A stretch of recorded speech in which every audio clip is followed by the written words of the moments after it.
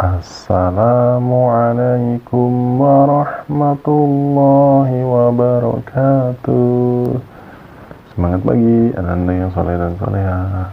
Gimana kabarnya hari ini? Alhamdulillah, luar biasa, semangat. Allahu Akbar.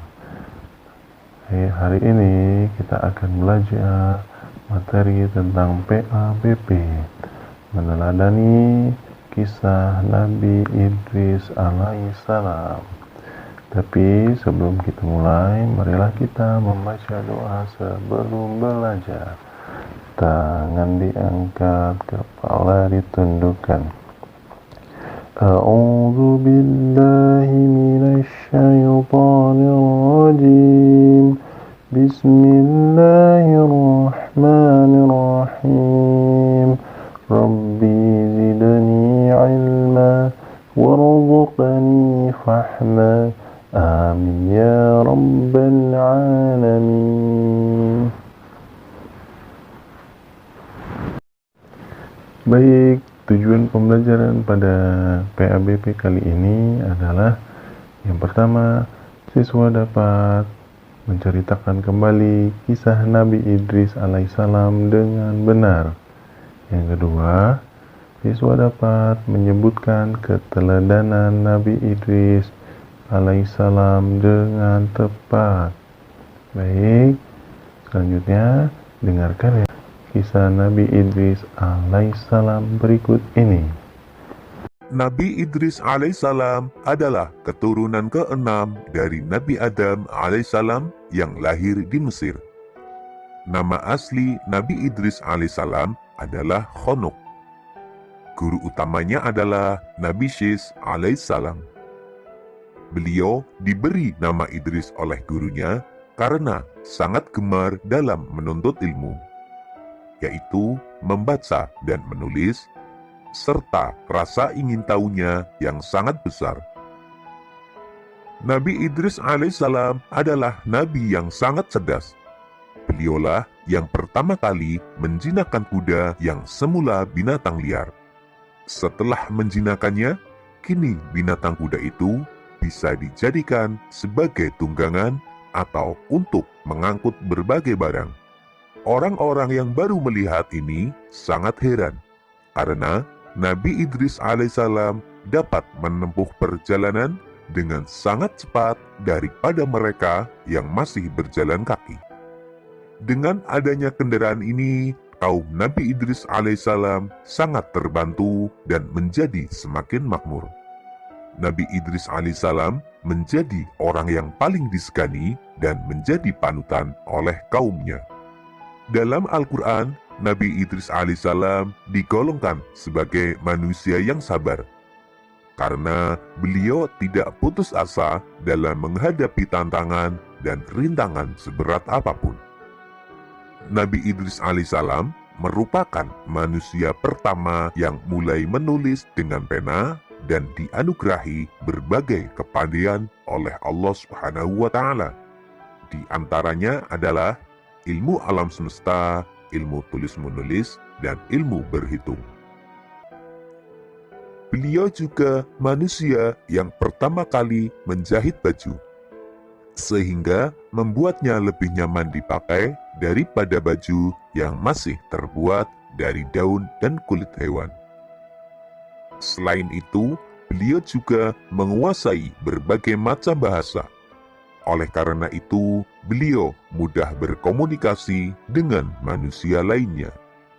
Nabi Idris alaihissalam juga pandai membangun rumah sederhana yang indah dan nyaman, sehingga banyak orang dari berbagai daerah yang menirunya dan meminta bantuannya.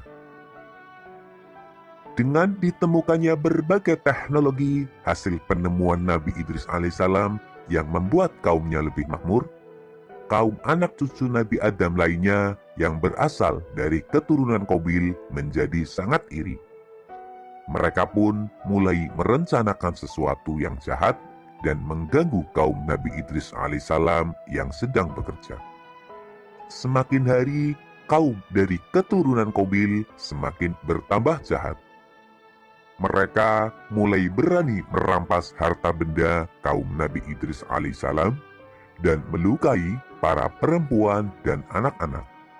Jumlah mereka pun semakin banyak karena orang-orang yang tidak mau bekerja ikut menjadi golongan kaum keturunan Qabil. Karena kejahatan kaum keturunan Qabil semakin meresahkan, para penduduk pun mulai melaporkan berbagai kejadian itu kepada Nabi Idris alaihissalam. Nabi Idris alaihissalam lalu pergi menuju ke sebuah bukit dan meminta pertolongan kepada Allah Subhanahu wa Ta'ala. Pada saat itu, Nabi Idris alaihissalam berusia 82 tahun. Beliau diangkat menjadi Rasul untuk memberikan peringatan kepada seluruh umat manusia.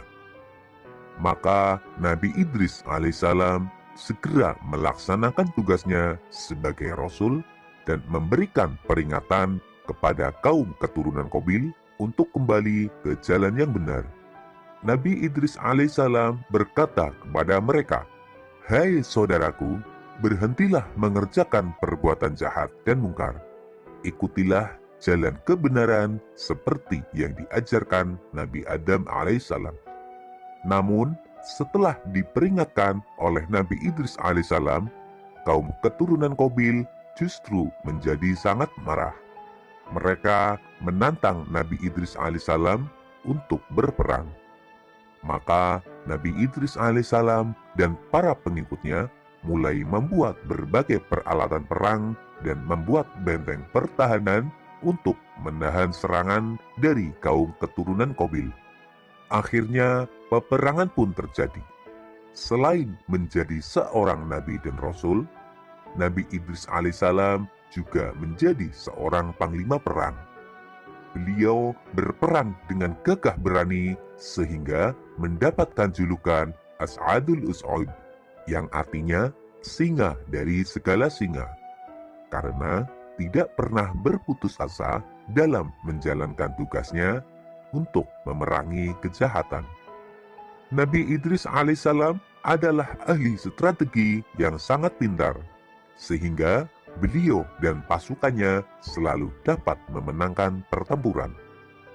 Namun semakin hari, kaum keturunan Qabil yang mungkar dan durhaka makin bertambah banyak jumlahnya, dan tidak berhenti menyerang para wanita dan anak-anak dari kaum Nabi Idris alaihissalam.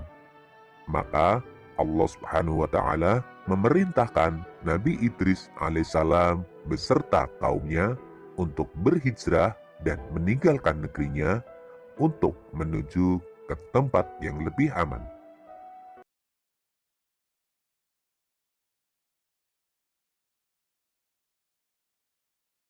Baik, sekian pembelajaran pada kali ini.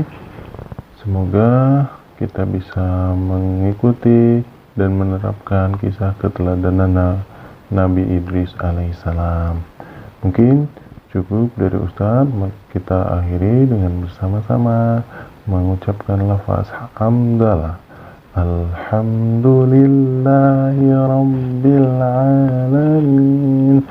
Selanjutnya kita tutup.